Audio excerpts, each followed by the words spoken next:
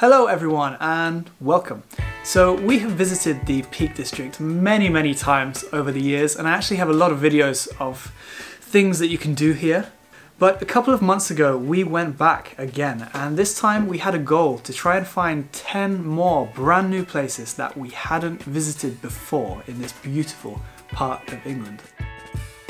First up is a hike that I really couldn't believe that we hadn't actually done yet, because this is Mam Tor.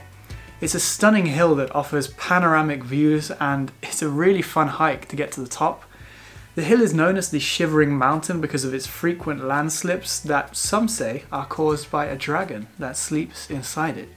I would say that the hike isn't actually too difficult either. There are a few steep climbs as expected, but the paths are quite stable. And anyway, my granddad did manage to get up there with pretty much no problems. What's going on here? He's trying to wipe his mud off. Almighty. I'm on the top of Mam Tor. How's it feel? Great.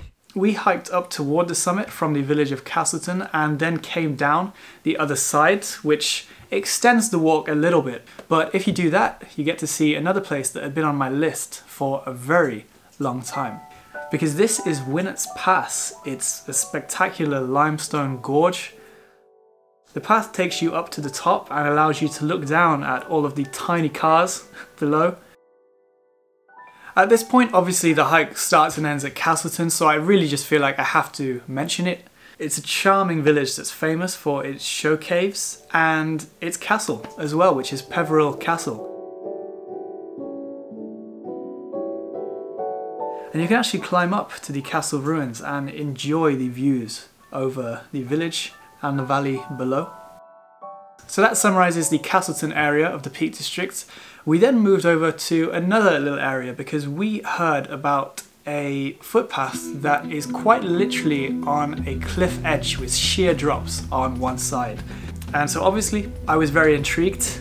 We began our hike from the town of Matlock. This is a former spa town that has a lovely park and lots of shops, cafes and attractions to see. From the town we headed up to the top of High Tor, and eventually we saw the cliff walk that we'd been looking for. Alex. I'm just going to look around the corner.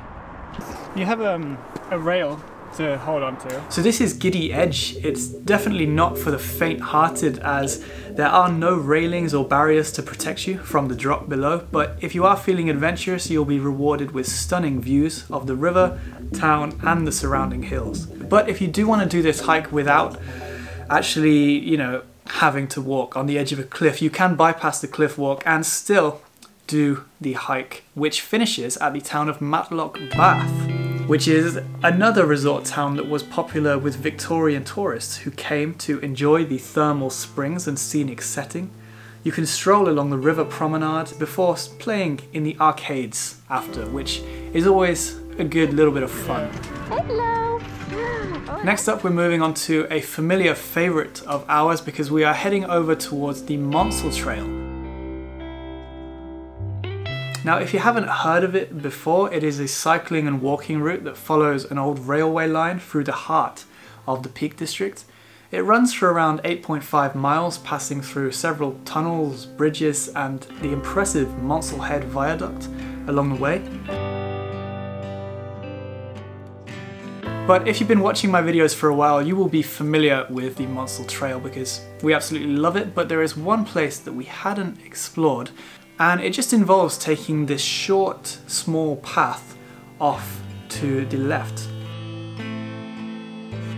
We followed this river that weaved its way through the bridges, and eventually we came across this. This is Chee Dale, a series of stepping stones, boardwalks and bridges that make for a beautiful hike. If you do want to see even more from the Peak District, by the way, and to be honest, not just the Peak District, even the UK in general, I'm going to leave my full playlist at the end of this video and also down in the description as well, so feel free to check that out if you want to see some more. Next up, we're heading to something that I actually hadn't really heard of before, and this is the Roaches. The Roaches are a dramatic ridgeline of gritstone rocks that rise above the moorland, giving you incredible views. They're an absolute paradise for climbers, walkers and photographers. And I must say that Winnie certainly enjoyed it. So, you know, if that says anything, she gives it a thumbs up. If she had thumbs, I suppose. I don't think she has thumbs. Yeah. Wait, where are you going? Wait! Very close by to the Roaches are Ludd's Church, which we had actually seen before, but we didn't actually have as much time as I would have liked, so this time we really got lost inside this gorge. It's a deep chasm in the forest that was created by a massive landslip. It's also known as the Green Chapel because of its moss-covered walls and its connection to Sir Gawain and the Green Knight, which is an Arthurian legend. It's a squeeze. You can get lost in the narrow passages. Just watch where you step because, as expected, at the bottom of this gorge, it can get pretty muddy. I picked up the gremlin, trying to go in the mud. Look, her nose is already a bit muddy. Why is your nose muddy? No, I don't want that. Look at her paws. Muddy paws. And on to our final stop now. And in this trip, we were staying in a lovely village called Over Haddon. Like many of the villages in the Peak District, it is peaceful, pretty and full of beautiful views. This specific village though looks down over Lathkill Dale, which is a hidden gem that's one of the most beautiful dales in the Peak District in my opinion. It's home to a tranquil river and we can still see evidence of a large mining operation that was once taking place here. Around halfway along Lathkill Dale you can actually find a structure called Bateman's House, which is an old ruin from the mining history. But this ruin holds a hidden secret underneath it because just at the back of the house you can find this ladder which takes you down to a mine shaft that used to hold a pump. And this pump would have kept the water out of the mines. There's no pump today, just an empty shaft, but it's a very interesting place that is kind of hidden within a hidden gem. So honestly maybe one of the most hidden places in the Peak District, to be honest.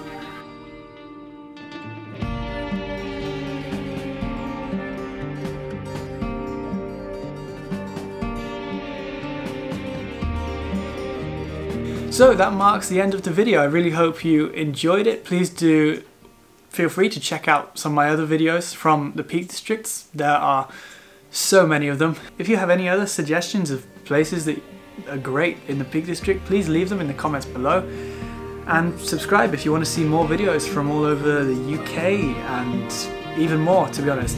We've travelled all over England, Wales, France, Switzerland, Germany, Italy, Cyprus, Romania and much more. So thank you for watching this one and I will see you in the next video. Goodbye.